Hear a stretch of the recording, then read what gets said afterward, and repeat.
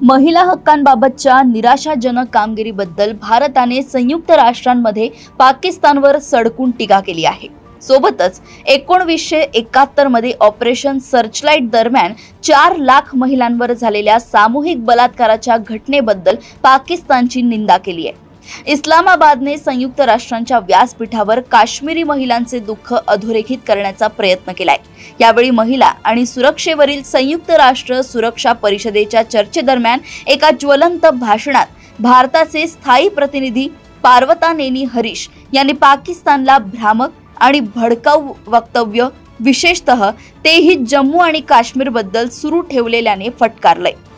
महिला, शांतता आणि सुरक्षा या विषयावरील आमचा अग्रगण्य रेकॉर्ड निष्कलंक आणि अबाधित आहे।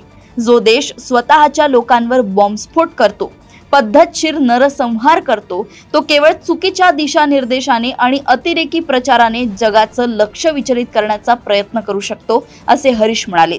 गेल्या महिन्यात खैबर पख्तूनख्वा प्रांतात रात्रीच्या वेळी झालेल्या हवाई हल्ल्यात पाकिस्तानी हवाई दलाने मुलांसह 30हून अधिक लोकांचा बळी घेतल्याच्या संदर्भात स्वतःच्याच लोकांवर बॉम्बस्फोट केल्याचं बोललं गेलंय।